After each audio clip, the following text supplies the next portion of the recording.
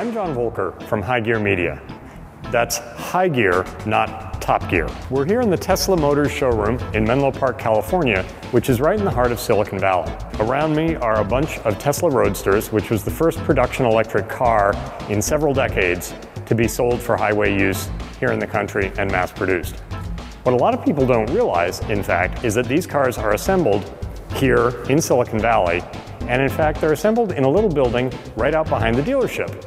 So we're about to get a tour of the assembly facility out back, and the person who's going to take us there is Camille Ricketts, the communications manager for Tesla. Thanks for having us. Oh, very welcome. You're very welcome here at Tesla Menlo Park, and very excited to take you out back and show you what's going on. This is an exclusive, right? First time you've ever shown this to anyone? This is the first time I've shown it today.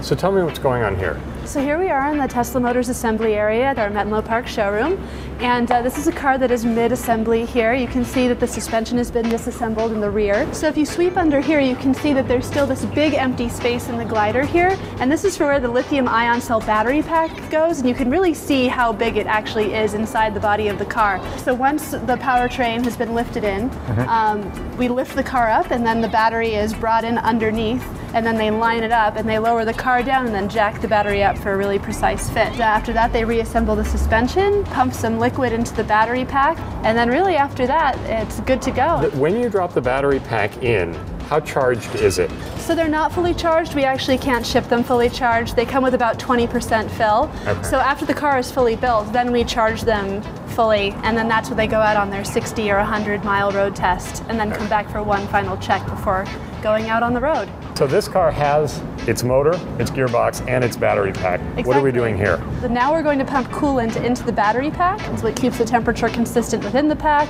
It allows the car to be driven in extreme temperatures.